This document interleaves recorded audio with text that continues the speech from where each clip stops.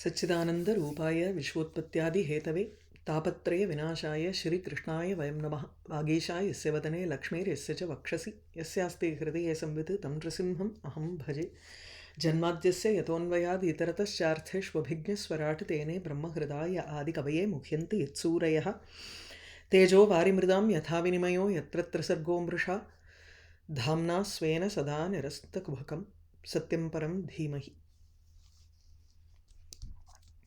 ददृशुस्तत्र ते रम्याम् अलकां नाम वैपुरीं वनं सौगन्धिकञ्चापि यत्र तन्नाम पङ्कजं नन्दा च अलकनन्दा च सरितौ बाह्यतः पुरः तीर्थपादपदाम्भोज रजसा अतीव पावने ययोः सुरस्त्रियः क्षत्तः अवरुह्य स्वधिष्ण्यतः क्रीडन्ति पुंसः सिञ्चन्त्यो विगाह्य रतिकर्षिताः ययोस्तत्स्नानविभ्रष्ट नवकुङ्कुमपिञ्जरं वितृषोऽपि पिबन्ति अम्बः पाययन्तो गजा गजीः गजाः गजीः।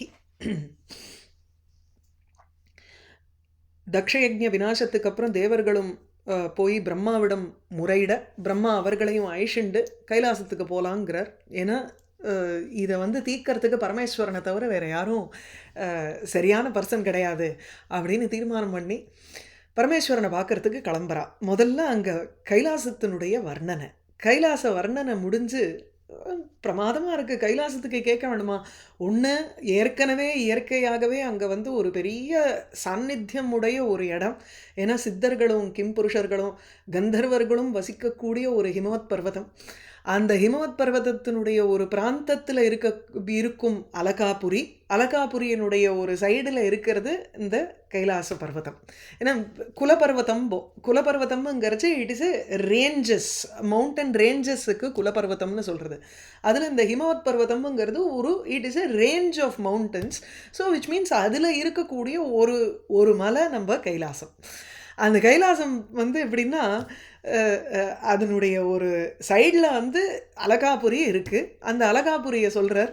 இந்த அலகாபுரியும் கைலாசத்தையும் காளிதாசன் வர்ணித்த மாதிரி வேறு யாரும் வர்ணிச்சிருக்க மாட்டான். அது ஒரு வேறு அந்த இடத்துல அலகாபுரி ஏன் வெள்ளை வெள்ளையர்னு இருக்குது, அதனுடைய மாளிகைகள்லாம் வெள்ளையாக இருக்கான். ஏன்னா பாஹ்யோத்தியான ஸ்தித ஹரசிரஸ் சந்திரிகா தூதஹர்மியாம்பம். இதில் மேக சந்தேஷத்தில் பாஹ்ய உத்தியானம், அங்கே சைடில் அந்த கார்டன் மாதிரி இருக்கும் இல்லையோ, கார்டனுங்கிறது நம்ம கைலாச பர்வதத்தில் ஸ்தானுவனத்தை சொல்கிறார். அங்கே இந்த அலகாபுரிக்கு கார்டன் மாதிரி இருக்கக்கூடியது பரமேஸ்வரன் இருக்கிற இடம். அங்கே பரமேஸ்வரன் தபஸ் பண்ணுறார். அவருடைய தலையில் சந்திரக்கலை, அந்த சந்திரனுடைய கிரணங்கள் படுறதான் அலகாபுரியினுடைய நகரத்தில். அதனால வெள்ளை வெள்ளையர்னு இருக்கான் அந்த நகரமே அப்படின்னு வர்ணிப்பான். அது ஒரு நினச்சி பார்க்குறச்சேயே ஒரு பிரம்மாண்டமாக இருக்கும் நமக்கு. பரமேஸ்வரன் பக்கத்தில் இருக்காருனாலே அதுக்கு ஒரு பெரிய சாநித்தியம் தானே குபேரப்பட்டினத்துக்கு. அப்பேற்பட்ட அலகாபுரியை பார்த்துட்டு அதை தாண்டி பக்கத்தில் அந்த சௌகந்திகம்ங்கிற வனம், அந்த வனத்தில் தான் காட்டில் தான் இப்போ பரமேஸ்வரனை பார்க்க போகிறான். அது எப்படி இருக்குன்னா அங்கே அப்சர ஸ்திரீகள்லாம் அந்த அலகாலையும் அலகநந்தாவிலையும் நந்தாங்கிற ரெண்டு நதி, ரெண்டுமே கங்கையினுடைய ஒரு பிரிவினைகள் தான். அது விஷ்ணுவனுடைய பாதத்திலேருந்து வந்ததுனால, அவருடைய பாததூளியினால் பவித்திரமாக இருக்கக்கூடிய அந்த ரெண்டு நதிகள், அதில் ஸ்நானம் பண்ணுறதுக்காக தினம் அப்சர ஸ்திரீகள் வரா. அதனால் ரதியினுடைய ஒரு சிருங்காரபூர்வகமாக இருக்கக்கூடிய ஒரு இடமா அமையிறது அந்த இடம். மேலே தார ஹேம மகாரத்ன விமான சத சங்குலாம் ஜுஷ்டாம் புண்ணியஜன ஸ்திரீபிஹி யதா கம் ச தடித் கனம் ஹித்வா யக்ஷேஸ்வர புரீம் வனம் சௌகந்திகஞ்ச தத் த்ருமைஹி காமதுகைஹி ஹிருத்யம் சித்திரமால்ய பலச்சதைஹி. இந்த அலகாபுரியையும் விட்டு மேலே பக்கத்தில் இருக்கக்கூடிய அந்த காட்டையும் விட்டு காட்டை பார்க்கிறார்கள், அதை அடைகிறார்கள். ஸோ இது எல்லாமே இந்த காடனுடைய வர்ணனை தான் அடுத்ததுலேருந்து வரப்போகிறது நமக்கு. 29வது ஸ்லோகத்திலேருந்து சௌகந்திக வனத்தை பற்றி தான் வர்ணிக்க போகிறீங்க. ஸோ யக்ஷேஸ்வரபுரீம் ஹித்வா, இந்த இடத்தோட நம்ம கனெக்ட் பண்ணிக்கணும் முந்தின ஸ்லோகத்தை. ஸோ யக்ஷேஸ்வரபுரிங்கிறது யக்ஷர்களினுடைய ஈஸ்வரன் குபேரன், குபேரனுடைய புரி பட்னம் அலகாபுரிய சொல்றார் இந்த இடத்துல. யக்ஷேஸ்வர புரியும் ஹித்வா, ஹித்வா விட்டு விட்டு, அதிக்கிரமிய அதை தாண்டி, தத்வனம் திருஷ்டுவா அந்த சௌகந்திக வனத்தை பார்க்குறா. நடுவில் வந்து சௌகந்திக வனம் எங்கே இருக்கோ அந்த அலகாபுரியை பார்த்தார்கள்னு முன்னாடி சொல்லிட்டோம். இப்போ அந்த அலகாபுரியை விட்டு போகும்பொழுது அந்த அலகாபுரியினுடைய ஒரு ஸ்லோகத்தில் வர்ணனை. தார ஹேம மகாரத்ன, தாராங்கிறது ரூப்பியம்ங்கிறார். தாராங்க பல அர்த்தங்கள் நமக்கு தெரியும். சம்ஸ்கிருதத்தில் இருக்கக்கூடிய பதங்களுக்கெல்லாம் எப்போவுமே நமக்கு வந்து பல பல அர்த்தங்கள் உண்டு. அதில் தாராங்கிற பதத்திற்கு நம்ம தாரஸ்தாயின்னு பாட்டில் கேட்டிருக்கோம், உச்சஸ்தாயியில் பாடுறதுங்கிறது. இங்கே ரூப்பியம்ங்கிற, ரூப்பியம்னாலே வெள்ளின்னு அர்த்தம். ஸோ தாரான்னா வெள்ளி, ஹேம தாராதிமய விமானானாம் சதைஹி சங்குலம்ங்கிறார். தாராங்கிறது வெள்ளி, ஹேம தங்கம், மகாரத்னம் விலை மதிப்பில்லாத, அதாவது இப்போ உயர்ந்த ரத்னங்கள், இவைகளினால் செய்யப்பட்ட விமானங்கள் கொண்ட, சதைஹி பல நூற்றுக்கணக்கான விமானங்களின் அந்த நூற்றுக்கணக்கான விமானங்களினால் சங்குலம் அப்படியே அதனுடன் சேர்ந்ததாக இருக்கக்கூடிய யக்ஷேஸ்வரபுரி. ஸோ யக்ஷேஸ்வரபுரிங்கிறது குபேரப்பட்டினத்தில் சங்குலா, அந்த பட்னமானது ஏராளமாக சூழ்ந்து இருந்தது. எதனால்? நூற்றுக்கணக்கான விமானங்கள் கொண்டது. வீடு ஒவ்வொரு மாளிகையிலையும் எதர் வெள்ளிமயமாக இருந்தது, இல்லைன்னா ஹேம தங்கமயமாக இருந்தது, இல்லைன்னா பெரும் மகா ரத்னங்களாக இருந்தது. அப்படிப்பட்ட விமானங்கள் கொண்ட மாளிகைகள் சூழப்பட்ட ஒரு குபேரப்பட்டினம். அதுக்கப்புறம் புண்ணியஜன ஸ்திரீபிகி ஜுஷ்டாம். புண்ணியஜனன்னாலே யக்ஷர்கள்னு அர்த்தம். யக்ஷர்கள்லாம் வெறும் பெரும் புண்ணியம் பண்ணவர்கள்னு, அவளுக்கு புண்ணியஜனன்னுட்டு ஒரு பர்யாயவாச்சி சப்தமாக இருக்குது. அதனால தானே பரமேஸ்வரன் எப்போ பார்த்தாலும் வந்து பக்கத்திலே இருந்திருக்காரு, அனுகிரகம் பண்ணிகிட்டே இருக்கார். அதனால யக்ஷர்களுக்கு வந்து அவர்கள்லாம் பரமேஸ்வரனுடைய பெரும் பக்தர்கள். அதனால புண்ணியஜனங்கிறார். புண்ணியஜனாக யக்ஷாக புண்ணியஜன ஸ்திரீபிகி, அந்த யக்ஷ பெண்மணிகள்னால ஜுஷ்டாம் சேவிக்கப்பட்டதான ஒரு நகரம். சேவிக்கப்பட்டதுன்னா இங்கே வந்து அவர்களுடைய இருப்பிடமாக இருந்தது அந்த இடம். எவ்வாறு? கம் ச தட்டித் கனம், ஆகாசமானது எவ்வாறு உங்களுக்கு வந்து இந்த லைட்னிங்லாம் இருக்கும் இல்லையோ, தட்டித்துங்கிறச்சு மின்னல், கனங்கிறச்சு மேகங்கள், மின்னலோடும் மேகமோடும் எவ்வாறு ஒரு ஆகாசமானது இருக்குமோ அதுபோல இங்கே பெண்கள் தான் தட்டித்து. இப்போ யூஸ்வலி தட்டித் கௌரி தன்வீம் கோலையானந்தத்தில் ஃபஸ்ட்டு எக்ஸாம்பிளே எடுக்கிறது ரூபகத்துக்கு. அவர் சொல்கிறச்சு தடித்து மின்னல் போல வெண்மையாக, அதாவது கௌரம் நல்ல ஒரு பளிச்சுன்னு இருக்கக்கூடிய பிரகாசத்தோடு இருக்கக்கூடிய பெண்மணி அப்படின்னு தான் வர்ணிக்கிறது. இங்கேயும் அதே போல் ச தடித்துங்கிறச்சு மின்னல் போல இருக்கக்கூடிய அந்த யக்ஷ பெண்மணிகள். மேலும் கனங்கிறது இங்கே இப்போ இது சொல்கிறார், மேகம் போல பலவிதமான மாளிகைகள் அங்கங்கே இருக்குது. ஸோ எப்படி ஆகாசத்தில் வந்து மேகங்களும் மின்னல்களும் இருக்குமோ அதுபோல் இந்த அலகாபுரியில் ஏராளமான விமானங்களும் பெண்மணிகளும் அங்கே இருந்தார்கள். ஏன்னா இந்த பெண்மணிகளும் உங்களுக்கு வந்து ஆகாச சஞ்சரணம் பண்ணுறவாதான். ஆகையினால உங்களுக்கு ஆகாசத்தில் எப்படி அந்த மின்னல் வந்து அப்பப்போ வந்து அப்படி ஃப்ளாஷ் ஆகுமோ அந்த மாதிரி இவாளும் சுத்தின்னு இருந்தாலோ என்னமோ இல்லையா. ஸோ தாரஹேம மகாரத்ன விமான சதசங்குலாம் ஜுஷ்டாம் புண்ணியஜன ஸ்திரீபிகி யதாக்கம் ச தட்டித் கனம் ஹித்வா யக்ஷேஸ்வர புரீம்.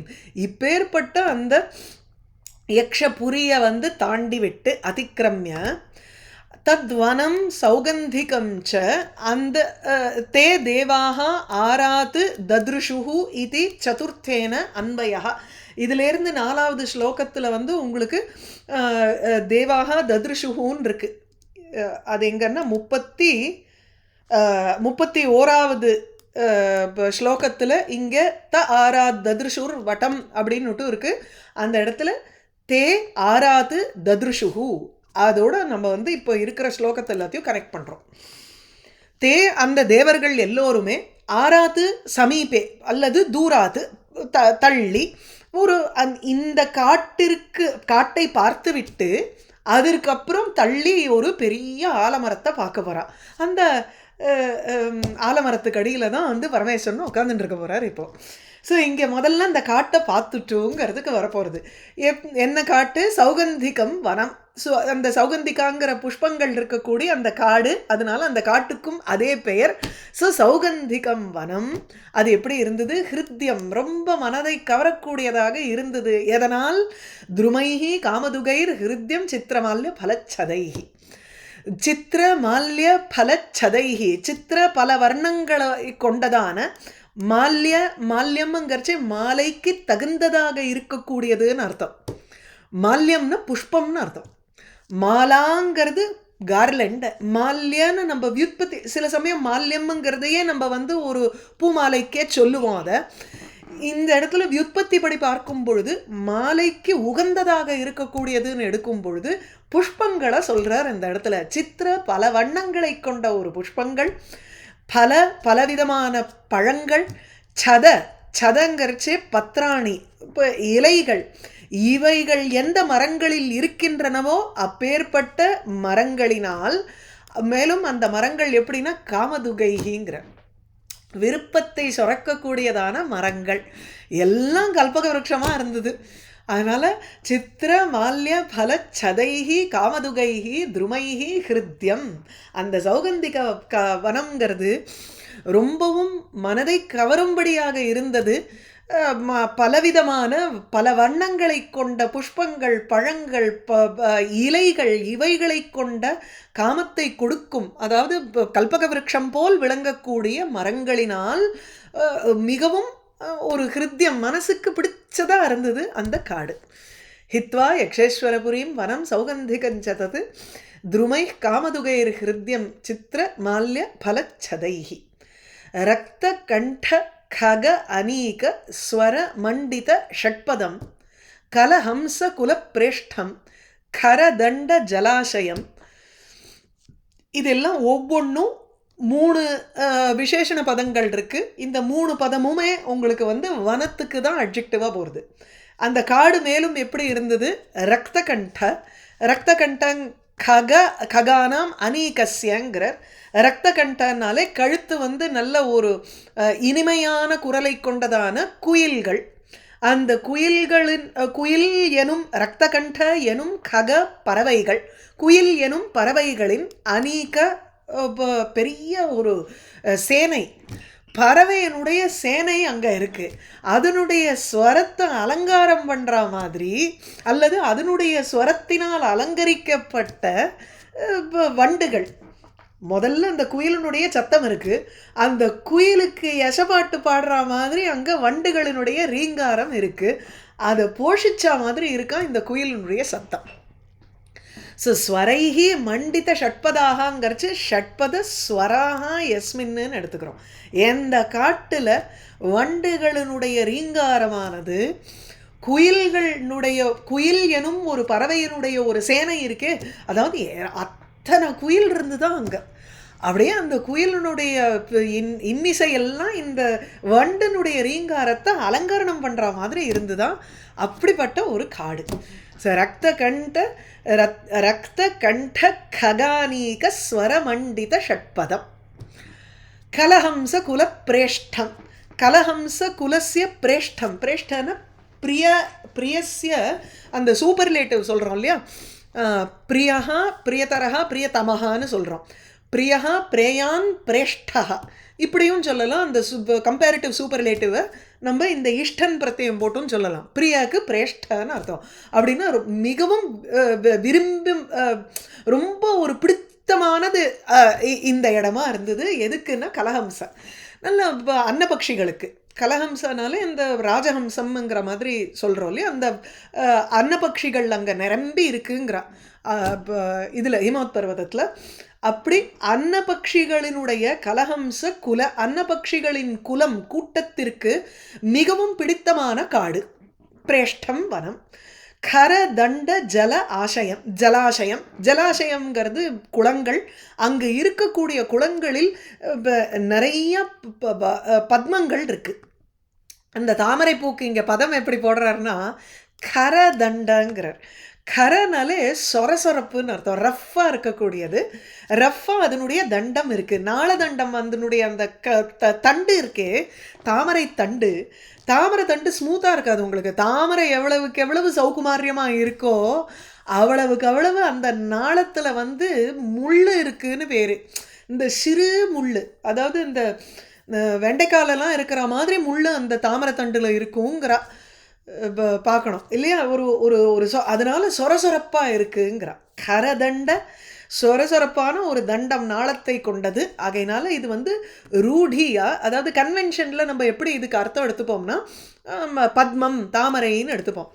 பொதுவாக பங்கஜ சேத்தில் முளைந்தது அப்படிங்கிறதுக்கு வந்து பங்கஜங்கிறது பங்கன ஷேரு, அதிலிருந்து முளைத்தது, அதனால் தாமரை பூன்னு சொல்கிறோம். ஆனால் சேத்தில் உங்களுக்கு வந்து புழுப்பூச்சியும் வருமோ இல்லையோ, புழுப்பூச்சிக்கு யாரும் பங்கஜான்னு சொல்கிறது கிடையாது. வியுற்பத்தி இருந்தால் கூட அதை கொண்டு போய் ஒரே அர்த்தத்தில் நம்ம வந்து நிர்வகித்து உக்காத்தி வச்சோம்னா அது வந்து யோகரூடின்னு பேர். யௌகிக சப்தம், அதாவது ஒரு எட்டமலாஜிக்கல் டிரைவேஷனும் இருக்குது. அதே சமயத்தில் அது போய் ரூட்டியர்த்தமாக ஒரே ஒரு அர்த்தத்தில் தான் முடியறது, நமக்கு கன்வென்ஷனல் மீனிங் ஆகிடுறது. அதே போல் இங்கே கரதண்டங்கிறதுக்கும் நம்ம அந்த மாதிரி எடுத்துக்கலாம். எத்தனையோ இதுக்கு வந்து சொரசொரப்பான தண்டங்கள் இருக்கலாம், ஆனால் இங்கே பங்கஜம்னு எடுத்துகிட்டு இருக்கார் ஸ்ரீதர சுவாமி. ஸோ அதனால் கரதண்ட ஜலாசயங்கிறச்சு தாமரை பூக்களினால் நிரம்பி இருக்கக்கூடிய குளங்களை கொண்டதான காடு. அடுத்தது வனகுஞ்சர சங்கிருஷ்ட ஹரிச்சந்தன வாயுனா அதி புண்ணிய ஜனஸ்திரீணாம் முகுர் உன்மதயத் மனஹ உன்மதயன் மனஹ உன்மதயத்து தான் இருக்கணும். ஆமாம், உன்மதயத் அதை கடைந்து கொண்டிருக்கும், மனசை கடையிற மாதிரி இருக்கும் காடுன்னு அர்த்தம். அந்த உன்மதயத்துங்கிறது சத்ரு பிரத்யத்தில் காட்டுக்கு அட்ஜெக்டிவாக போகிறது. இப்போ எப்படி இருக்குது அந்த காடு, ஏன் மனசெல்லாம் வந்து போட்டு கடையிறதுன்னா, உன்மதயத்தின்னா மன்மத ஆசையை வந்து ஜாஸ்தி பண்ணுற மாதிரி இருக்கக்கூடிய ஒரு காடாக அமையிறது. முகுர்முகு மறுபடியும் மறுபடியும் அங்கே வந்து அப்படியே காற்று வீசுறது. சந்தன மரங்கள் இருக்கா, ஹரிச்சந்தனம். ஹரிச்சந்தனம்ங்கிறது ஒரு டைப் ஆஃப் சந்தன மரம், நல்ல வாசனை கொண்டதான ஒரு சந்தன மரங்கள். அதில் போய் இந்த காட்டு யானையெல்லாம் போட்டு உராயறதான். அதுக்கு வந்து இந்த கண்டூயனம், அதாவது அரிப்பு வர்றச்சு அது போய் சொரிஞ்சுக்கணுமோ இல்லையோ. இந்த மிருகங்களினுடைய ஒரு சுபாவம் எப்படின்னா, அது போய் அப்படி வந்து ஒரு இடத்துல ரஃப்பாக இருக்கிற ஒரு சர்ஃபேஸை தேடும், போய் அந்த எந்த இடத்துல அதுக்கு அரிப்பு இருக்கோ அங்கே போய் அது சொரிஞ்சுக்கும். நம்மளே பண்ணும்பொழுது அது இந்த இதுக்கெல்லாம் வந்து கையை தூக்கி அது பண்ண முடியாதோ இல்லையோ, குரங்குகள் மாதிரி. அதனால போய் it will search for a rough place and அங்கே போய் அது வந்து உராஞ்சிக்கும். அதுதான் சங்கிருஷ்டங்கிறார். வன குஞ்சர காட்டு யானைகளினால் சங்கிருஷ்ட தேய்க்கப்பட்ட அல்ல உராயப்பட்ட ஹரிச்சந்தன வாயுனா, ஹரிச்சந்தனம் அது போய் அந்த ஹரிச்சந்தன மரங்களில் போய் உராயிறது.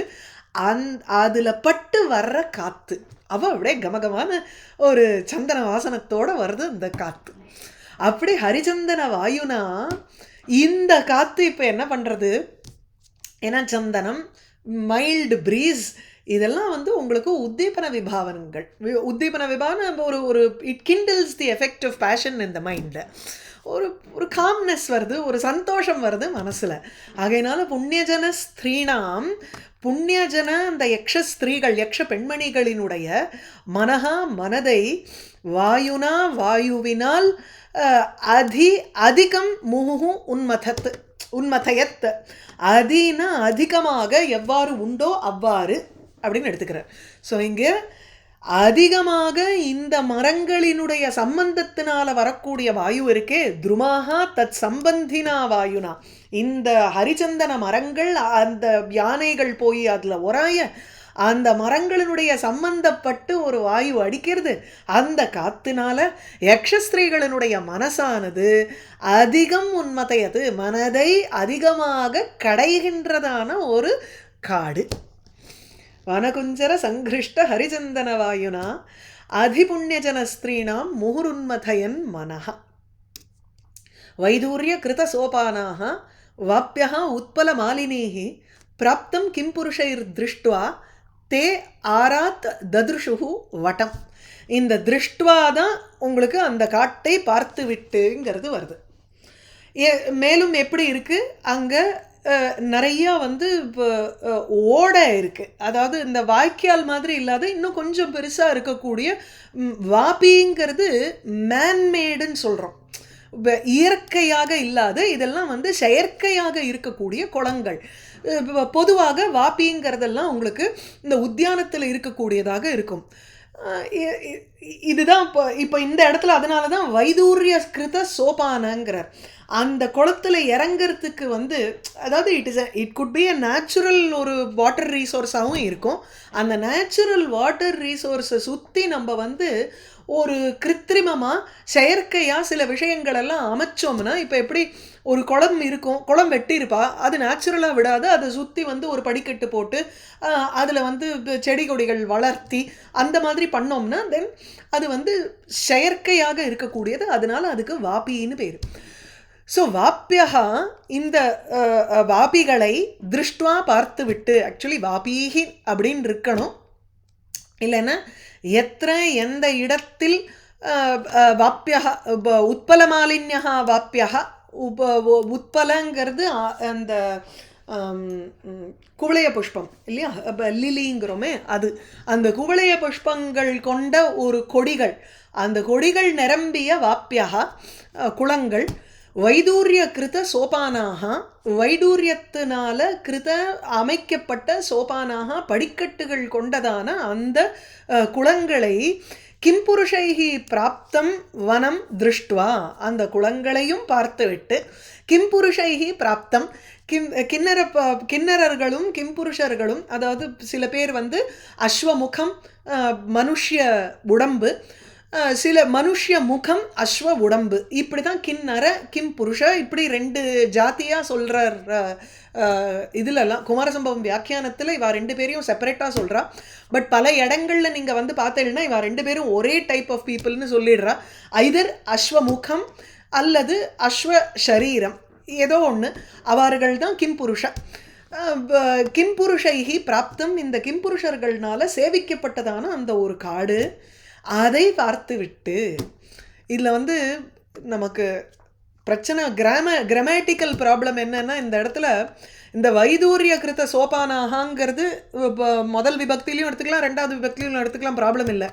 இந்த வாப்பியகாங்கிறது முதல் வேற்றுமையில் இருக்குது, உத்பல மாலினிங்கிறது ரெண்டாவது வேற்றுமையில் இருக்குது. இது ரெண்டும் ஆனால் அட்ஜெக்டிவாக எடுத்துக்கணும். அதனால சில பேர் இந்த வாப்பியகாங்கிறத வாபீகின்னு மாற்றிக்கிறா வியாக்கியானத்தில். அல்லது நம்ம ஸ்ரீதர சுவாமி எப்படி மாற்றிக்கிறாருன்னா உத்பல மாலின்யகான்னுட்டு இதை பிரதமா விபக்தியில் போட்டுண்டு எங்கு குளங்களில் உத்பல செடிகள், அதாவது குவளைய புஷ்பத்தினுடைய செடிகள்லாம் இருக்கின்றனவோ அந்த வைடூரிய கிருத்த சோபானாக, வைடூரியம் செய்யப்பட்ட அந்த படிக்கட்டுகள் எங்கு இருக்கின்றனவோ தத்து அந்த இடமானது கிம்புருஷைஹி பிராப்தம் வனம், அந்த கிம்புருஷர்கள்னால அடையப்பட்டதான ஒரு அவர்கள் அங்கே நிரம்பி வர அப்பப்போ வந்து அங்கே சேவை புரியறா, அந்த குளங்களில் ஸ்நானம் பண்ணுறா. அப்படிப்பட்ட வனத்தை பார்த்து விட்டுன்னு சொல்கிறார். பார்த்துட்டு ஆராத்துங்கிறதுக்கு தூராத்துன்னு அவர் முன்னாடியே டிரான்ஸ்லேட் பண்ணார் நமக்கு இல்லையா. ஸோ தூராத் கொஞ்சம் தள்ளின்னு எடுத்துக்கலாம். ஆராத்துன்னா ரெண்டு அர்த்தமும் உண்டு, சமீபேன்னும் அர்த்தம் உண்டு, ஆராத்துன்னா தூரேனும் அர்த்தம் உண்டு.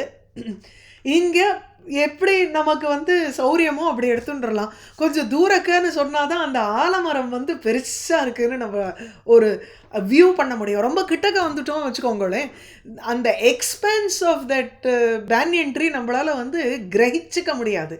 அது கொஞ்சம் தொலைவில் இருந்தால் தான் இப்பேற்பட்ட இவ்வளவு பெரிய மரமாக அது அப்படின்னு அந்த ஒரு பேர்ட்ஸ் ஐ வியூவில் நம்ம பார்க்கும் பொழுது பெர்ஸ்பெக்டிவில் நமக்கு நல்லா இருக்கும். அதனால ஆராத்துங்கிறது தூராத்துன்னு எடுத்துட்டா தான் இன்னும் அழகாக இருக்குதுன்னு தோன்றது. ஸோ அதனால தான் ஸ்ரீதர சுவாமியும் தூராத்துன்னு அவர் வந்து பண்ணியிருக்கார் வியாக்கியானத்தை அப்படி. ஸோ அந்த தேவர்கள் ஆராத்து தொலைவிலிருந்து வடம் ததிருஷுகு வடவிருட்சத்தை பார்த்தார்கள். வடவிருட்சத்தில் உட்காந்துன்னு இருக்கிறவர் நம்ம இது என்ன ஒரு சாமியம் பாருங்கோ, விஷ்ணுவுக்கும் சிவனுக்கும் வடபத்திரசாயி அவர். இவர் வந்து வடவிருட்ச அதஸ்தலத்தில் உட்கார்ந்துட்டுருக்கார். 2 பேர் அதுதான் ஹரிஹரா பேதத்துக்கு வேற என்ன வேணும் நமக்கு இல்லை. தே ஆராத் ததிருஷுகு வடம், வடவிருட்சத்தை பார்த்தார்கள். அந்த வடவிருட்சத்தை தான் இப்போ அடுத்தது வர்ணிக்க போகிறா. ஐ திங்க் 5 ஸ்லோகத்தில் வர்ணிக்கிறார்னு நினைக்கிறேன் இந்த இடத்துல. ஆமாம், பஞ்சபிகி தம் விஷினஷ்டிங்கிறார். 34வது ஸ்லோகத்திலேருந்து ஆரம்பிக்கிறது அந்த வர்ணனை. சஹா யோஜன சத உத்சேதா, யோஜன இல்லை சிவனை தான் வந்து 5 ஸ்லோகத்தில், இந்த வடவிருட்சம் 2 ஸ்லோகத்தில் தான். ச யோஜன சத உத்சேதா பாதோன விடபாயதா பர்யக் கிருத அச்சலச்சாயः நிர்நீடः தாபவர்ஜிதः. இது வந்து ச யோஜன சத உத்சேதா, 100 யோஜனை உயரக்க இருக்கான். இது வந்து ஹனுமான் 100 யோஜனமா 1000 யோஜனமோ ஏதோ அவர் வந்து தாண்டினார்னு இல்லை. அது மாதிரி இங்கே வந்து 100 யோஜன உயரத்துக்கு இந்த வடவிருட்சம் இருக்கான். உத்சேதகான்னா உச்ராயா அல்லது ஔன்னத்தியம், அதனுடைய உயர்வை சொல்கிறாருங்க. ஹைட்டு வந்து 100 யோஜன டிஸ்டன்ஸில் இருக்குது. ஸோ சஹா அந்த வடவிருட்சமானது யோஜன சத உத்சேதா. அதுக்கப்புறம் பாதோன விடப ஆயதா. இது வந்து எப்படி சொல்கிறாருன்னா பாதோனைஹி பஞ்ச சப்ததி யோஜன பிரமாணைஹி, பாத ஊனம்ங்கிறார். நம்ம டைமிங் சொல்கிறச்சே பாதோன ஷட்டுங்கிறோம், குவார்ட்டர் லெஸ் தென் 6, அதுதான் அதுக்கு அர்த்தம். பாதங்கிறச்சு ஒரு கால் குறைச்சல், 6 கால் அப்படிங்கிறோமா இல்லையா. 8க்கு கால் குறைச்சல் அப்படின்னா அந்த காலுங்கிறதையே பாதம் தான் சம்ஸ்கிருதத்துலேயும் சொல்கிறோம். அந்த டைம் ஃபேக்டருக்கும் இல்லை டிஸ்டன்ஸ் ஃபேக்டருக்கும் அதையே யூஸ் பண்ணுறோம். இங்கே பாத ஊனம்ங்கிறச்சே ஒரு கால் குறைவான அதனுடைய ஒரு அகலம் இருக்குது. டிஸ்டன்ஸ் எவ்வளவோ 100 யோஜனைங்கிறச்சே ஒரு காலை குறைச்சோம்னா 1/4 கம்மி பண்ணணும்னு அர்த்தம். அதனுடைய 1/4 வந்து பஞ்ச சப்ததி யோஜனம், 75 யோஜனா டிஸ்டன்ஸு. உங்களுக்கு பிரமாணத்துக்கு உண்டான விடப ஆயதா, ஆயத்தம்னாலே விஸ்திருதம், அதனுடைய breadth. So length, height, width இதை சொல்கிறார். ஸோ ஹைட்டு 100 யோஜனம்னா விட்த்து வந்து சாக்கைகள் எவ்வளவு இருக்கோ அதனுடைய கிளைகளினுடைய ஒரு ஆயத்தகா, அதனுடைய விட்த்து எப்படி இருக்குன்னா பாதோன அந்த 100க்கு ஒரு குவார்ட்டர் குறைச்சல், 75 யோஜனா டிஸ்டன்ஸில் உங்களுக்கு அந்த பிரான்ச்சஸ் எல்லாம் ஸ்ப்ரெட் ஆகி இருக்குது. மேலும் பரியக்கிருத அச்சல சாயா, இந்த இடத்துல அச்சலங்கிறத அசையாமல் இருக்கக்கூடிய ஒரு சாயா, ஒரு நிழல் இருக்கான். பரியக்கு சர்வதா எல்லா டிரெக்ஷன்ஸ்லேயும் சுற்றிலும் கிருத செய்யப்பட்ட அச்சலா சாயா, அசையாமல் இருக்கக்கூடிய ஒரு நிழலை கொண்டதான மரம். பொதுவாக மரம்ங்கிறச்சு உங்களுக்கு வந்து அத்தனை அடர்த்தின்னு அர்த்தம்.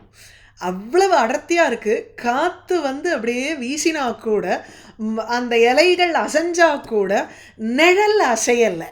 அத்தனை அடர்த்தியாக அதுக்கு அடியில் அப்படியே உட்காந்துட்டு இருக்க முடியும். ஏன்னா ஒரு வாதாவரணத்தில் வந்து உங்களுக்கு வந்து சஞ்சலத்துவம் இருந்ததுன்னா தபஸுக்கு வந்து உகந்ததாக இருக்காது.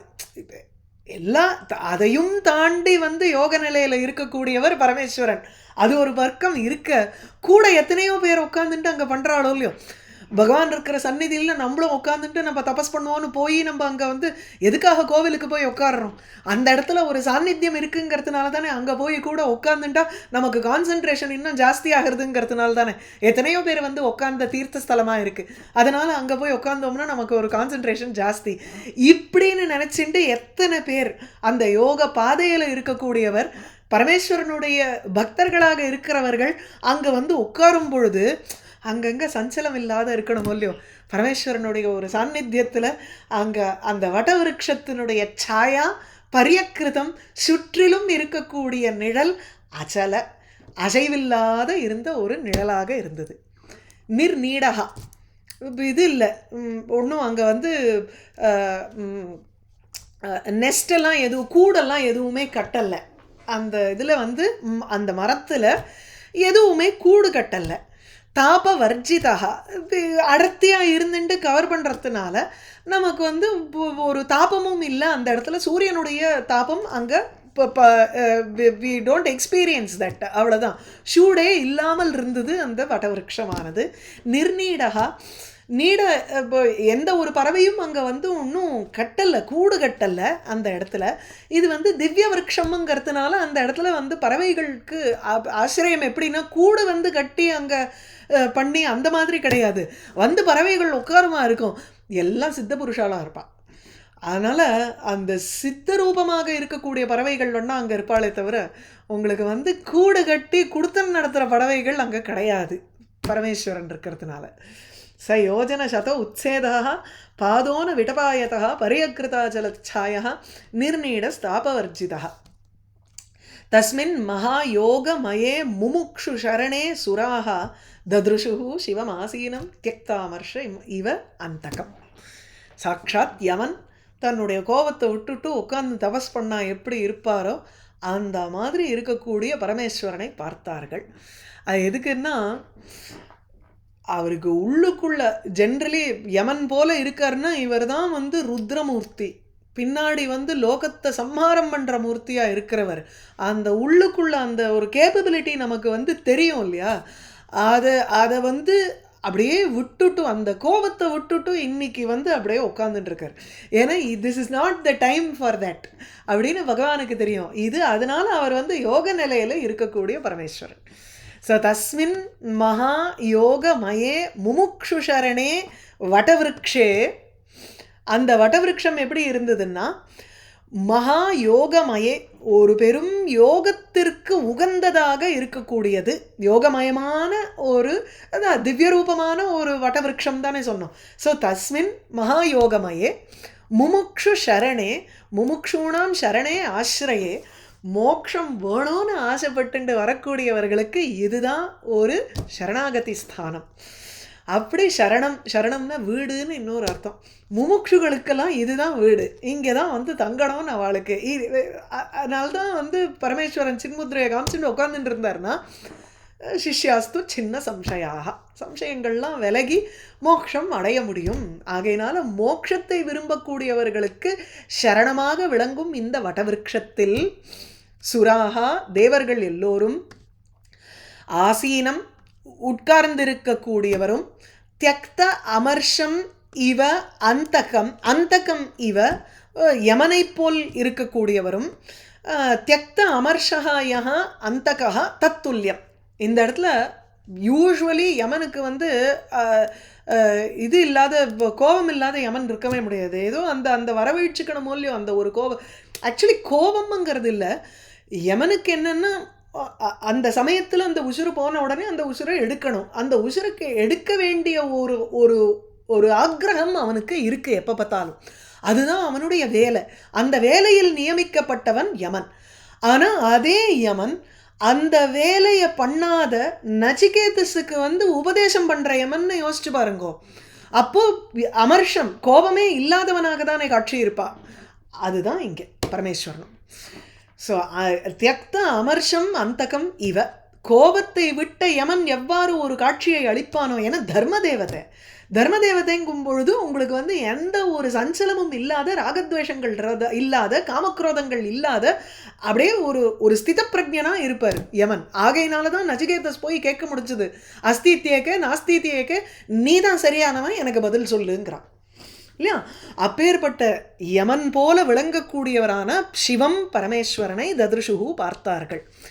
தம் விஷினஷ்டின்னுட்டு அவரை தான் வந்து அடுத்த 5 ஸ்லோகத்தில் வர்ணிக்க போகிறார். சனந்தனாத்யைஹி மகாசித்தைஹி சாந்தை சம்சாந்த விக்கிரகம் உபாஸ்யமானம் சக்யாச்ச பர்த்ரா குஹ்யக ரக்ஷசாம். சனந்தனாத்யைஹி மகாசித்தைஹி, சனகர் சனந்தனர் சனத்குமாரர் இவர்களினால் மகாசித்தைஹி ஒரு பெரும் சித்த புருஷர்களாக இருக்கக்கூடிய சனந்தனன் முதலியவர்கள் அவர்களால், சாந்தைஹி இது சாந்த நல்ல ஒரு இந்திரிய நிகிரகம் கொண்டவர்களாக, மனோநிகிரகம் கொண்டவர்களாக இருக்கும் அந்த சித்தைஹி சித்த புருஷர்களால், சம்சாந்த விக்கிரகம் உபாசியமானம் அவர்களால் சேவிக்கப்பட்டவரும், மேலும் சம்சாந்த விக்கிரகம் அவருடைய விக்கிரகம் சரீரமும் அப்படியே அடங்கி இருக்கு. நன்கு சாந்தம் அடைந்த ஒரு விக்கிரகத்தை கொண்டவர். சாந்தனாலே எல்லா விதத்திலையும் அவருடைய இதை வர்ணிக்கிறச்சு காளிதாசன் எப்படி வர்ணிப்பார்னா, கும்பகம் ரேச்சகம் ரெண்டுமே இல்லாத நடுநிலையில இருக்கக்கூடியவரும். கும்பகம்னா உள்வாங்கி நம்ம அந்த இதை காற்றை வந்து இன்ஹேல் பண்ணி காற்றை உள்ள வந்து கும்பம் போல நம்ம வந்து நிரப்பி வச்சுக்கிறதுங்கிறது கும்பகம். அதை ரேச்சகம்னா அதை வந்து வெளியில தள்ளுறது, எக்ஸிலேஷனுங்கிறது ரேச்சகம். இந்த ரெண்டு பிரயாசமும் இல்லாத அந்த பிராணனை அப்படியே நிலைநிறுத்தி வச்சிருப்பாராம் பரமேஸ்வரன். அப்படி வர்ணிப்பார். அதுதான் அந்த சம்சாந்த விக்கிரகம். ஸோ துளி கூட ஒரு ஸ்பந்தம், ஒரு த்ராபிங் கூட இல்லாத ஒரு தேகம் பகவானுக்கு. அப்பேற்பட்ட பரமேஸ்வரனை சித்தர்களால் சேவிக்கப்பட்டவரானவரும், மேலும் சக்யா குஹ்யக ரக்ஷசாம் பர்த்ரா உபாசியமானம், தனக்கு சகா சுஹிருத்தாக இருக்கக்கூடிய குபேரன். அந்த குபேரன் எப்படி? குஹ்யக ரக்ஷசாம் பர்த்தா, குஹ்யக யக்ஷர்களுக்கும் ராட்சசர்களுக்கும் பர்த்தா பதியாக விளங்கக்கூடியவன், அரசனாக விளங்கும் சகா யாரு? இவன் குபேரன். ஸோ குபேரேன உபாசியமானம், குபேரனால் உபாசிக்கப்பட்டவரும் பரமேஸ்வரனுக்கு வர்ணனை. சனந்தனாத்யைஹி மகாசித்தைஹி சாந்தை சம்சாந்த விக்கிரகம் உபாசியமானம் சக்யாச்ச பர்த்ரா குஹ்யக ரக்ஷசாம் வித்யா தபோ யோக பதம் ஆஸ்திதம் தம் அதீஸ்வரம் சரந்தம் விஸ்வசுஹிருதம் வாத்சல்யாத் லோகமங்கலம். வித்யா தபஸ் யோகம் இவைகளினுடைய மார்க்கம் ஆஸ்திதம், அந்த மார்க்கத்தை கடைபிடித்து இருக்கக்கூடியவர். அதீஸ்வரம் எல்லாத்துக்கும் ஈஸ்வரனாக விளங்கக்கூடியவர். இந்த வித்யா தபஸ் யோகம்ங்கிறது 3 விதமாக எடுத்துக்கணும்.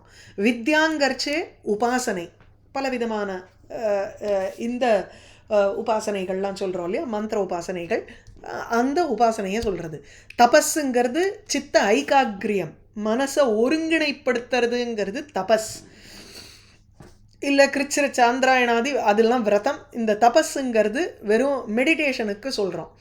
அதனுடைய உச்சகட்டம் யோகம். யோகாங்கிறச்சு இந்த இடத்துல சித்தவிருத்தி நிரோதம் ஏற்பட்டு சமாதி நிலையில் இருக்கக்கூடிய யோகத்தை சொல்கிறோம். யோகம்ங்கிறது it can indicate anywhere between the starting point to the end point. ஆரம்பத்தில் இருக்கக்கூடிய யமனியமாதிகளையும் யோகத்தினுடைய ஒரு அங்கமாக சொல்கிறோம். அதனால சில சமயம் he is following the path of யோகான்னா யோகபதம் ஆஸ்திதம்ங்கிறச்சு அந்த யோகத்தில் இருக்கக்கூடிய ஒவ்வொரு அங்கத்தையும் அவர் வந்து ப்ராக்டிஸ் பண்ணுறாருன்னு கான்டெக்ஸ்டுக்கு ஏற்ற மாதிரி நம்ம மாற்றிப்போம். இல்லைன்னா யோக சித்தவிருத்தி நிரோதான்னு முதல் சூத்திரமான யோகசாஸ்திரத்தில் இருக்கக்கூடிய சூத்திரம். ஆகையினால இந்த சித்தவிருத்திகள் மனசில் வரக்கூடிய அந்த ஓட்டங்கள் எல்லாத்தையும் நிறுத்துறதுங்கிறது யோகம். இந்த இடத்துல யோக சமாதி, அந்த முழுநிலையான ஆத்மானந்த ரூபத்தில் தளச்சு நிற்கக்கூடிய அந்த ஸ்டேட் இருக்கே, அந்த அவஸ்தைக்கு யோகான்னு பேர் இங்கே. அதனால உபாசனை, தபஸ், யோகம் இது 3த்தினுடைய மார்க்கத்தையும்னா பிரவர்த்தனத்வாராங்கிறார். அதை ஆரம்பித்தவர் இவர் தான். அதுக்கு முன்னோடியாக இருக்கக்கூடியவர் பரமேஸ்வரன். அந்த மார்க்கத்தில் நிற்பவராக ஆஸ்திதம், அதை கடைபிடித்து இருக்கும் அவர். அதீஸ்வரம்,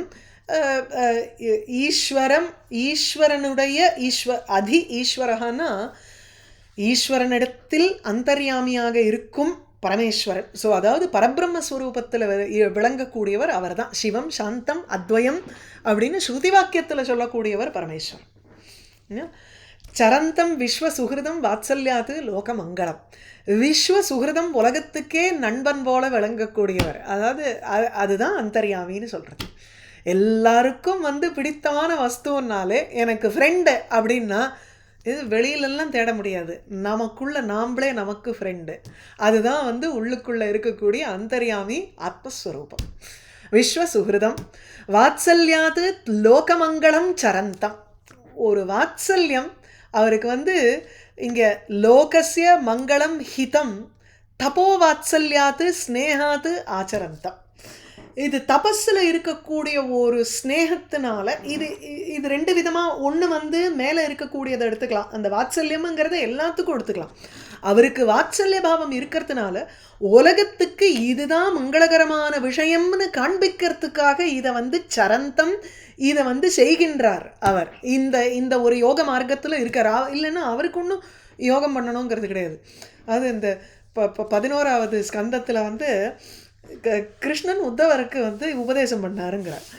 அது கிருஷ்ணனுக்கு தெரியும் அப்படிங்கிறது உத்தவருக்கு தெரியும்.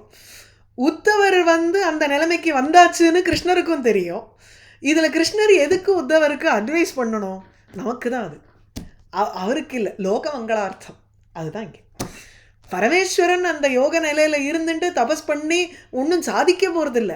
அவருக்கு ஒரு கோல் இருக்குது, அந்த கோலை அட்டைன் பண்ணணுங்கிறது கிடையாதுங்க பரமேஸ்வரனுக்கு. லோகமங்கலம் வாத்சல்யாது, உலகத்தில் இருக்கக்கூடிய அத்தனை பேரிடத்துலையும் அவருக்கு வந்து தன் குழந்தைன்னுட்டு ஒரு பாவம் இருக்குது அவருக்கு. அந்த ஒரு ஆசை காரணமாக லோக மங்களம் சரந்தம், உலகத்திற்கு ஹிதத்தை செய்கின்றவர். அந்த ஹிதம் எது மூலியமாக நம்ம தெரியறதுன்னா அவருடைய ஒரு நடவடிக்கையை வச்சுட்டு நம்ம புரிஞ்சுக்கிறோம். லிங்கம் ச தாபச அபீஷ்டம் பஸ்ம தண்ட ஜட அஜினம் அங்கேன சந்தியாபிர ருச்சா சந்திரலேகாஞ்ச பிப்ரதம். சரி, லிங்கம் ச தாபச அபீஷ்டம், தாபச அபீஷ்டம் தபஸ் செய்பவர்களுக்கெல்லாம் அபீஷ்டம் விருப்பமாக இருக்கக்கூடிய லிங்கம் சின்னமாக விளங்கக்கூடியவர் பரமேஸ்வரன். நான் தாபசன், அதாவது ஒரு தவத்தை மேற்கொண்டு நடக்கக்கூடியவர்கள் அப்படின்னு எடுத்துட்டாலே தவத்துக்கு அடையாளமாக இருக்கக்கூடியவர் பரமேஸ்வரன். அப்படி சொல்கிறார். தாபச அபீஷ்டம், தவம் செய்வோருக்கு அபீஷ்டம் விருப்பமாக இருக்கும் லிங்கம் சின்னம். அதுக்கப்புறம் இந்த லிங்கம் என்னது அப்படின்னா பஸ்ம தண்ட ஜட அஜினம். பஸ்மம் விபூதி, தண்டம் அந்த கையில் அந்த கமண்டலு அந்த கையை ரெஸ்ட் பண்ணிக்கிற மாதிரி ஒரு தண்டம் இருக்குமோ இல்லையோ அந்த தண்டம், இல்லைன்னா சன்னியாசிகள்லாம் வச்சுக்கக்கூடிய அந்த கையில் இருக்கக்கூடிய தண்டம். மேலும் ஜடாமுடி, அஜின, மாந்தோல், இவைகளெல்லாம் தாபசர்களுக்கு அபீஷ்டமாக இருக்கக்கூடிய சின்னமாக இருக்கு. அந்த சின்னத்தையும் அங்கேன சந்தியாபிர ருச்சா அங்கேன லிங்கம் சந்திரலேகாம்ச பிப்ரதம், அவருடைய சரீரத்தில் அவர் என்னென்னலாம் தரிச்சுருக்காருங்கிறத வர்ணிக்கிறார். அந்த ஒவ்வொன்றுமே it is like a simple for every person who follows penance. தவத்தில் போகிற ஒவ்வொருவருக்கும் சின்னமாக விளங்கக்கூடியது அவருடைய அங்கத்தில் இருக்கு. எப்படி அங்கேன அந்த அவருடைய தேகம் எப்படி இருக்குன்னா சந்தியா அப்ர ருச்சா அங்கேன. சந்தியா வேளையில் உங்களுக்கு அந்த மேகத்தினுடைய ஒரு கலர் எப்படி இருக்குமோ, நல்ல வெள்ளை மேகம், அதில் ஒரு செவப்பு தட்டுறது. ஏன்னா சூரியன் அஸ்தமனமாகறான், அந்த சந்தியா காலத்தில் உங்களுக்கு மேகம் வெள்ளை வெள்ளையர்னு இருக்கக்கூடிய மேகத்தில் ஒரு செவப்பு தட்டுமோ இல்லையோ, அந்த மாதிரி தகதகான்னு இருக்காராம் பரமேஸ்வரன். அப்படிப்பட்ட சரீரத்தில் அவர் என்னென்னலாம் வந்து சின்னங்கள் வச்சுட்டு இருக்காருன்னா பஸ்ம தண்ட ஜடா அஜினம். அஜினம்னா மாந்தோல். இவைகளெல்லாம் தரித்து கொண்டிருப்பவர் பிப்ரதம். மேலும் சந்திரலேகா, தலையில் வந்து சந்திரலேகா இருக்குது அவருக்கு. அந்த சந்திரனுடைய ஒரு கீத்து தலையில் வச்சுருக்கார். இது எல்லாமே தவம் செய்வோருக்கு ஒரு இஷ்டமான சின்னங்களாக விளங்கக்கூடியது. லிங்கம் ச தாபசாபீஷ்டம் பஸ்ம தண்ட ஜட்டாஜினம் அங்கேன சந்தியாபிர ருச்சா சந்திரலேகாம்ச பிப்ரதம். உபவிஷ்டம் தர்மமையா எப்படிப்பட்டவர்னு இன்னும் மேலே போகிறது அவருக்கு வர்ணனை. இது அடுத்த செஷனில் பார்ப்போம். ஆகீஷா எஸ்ய வதனே லக்ஷ்மீர் எஸ்ய ச வக்ஷசி எஸ்யாஸ்தே ஹிருதயே சம்வித் தம் நிருசிம்ஹம் அஹம் பஜே.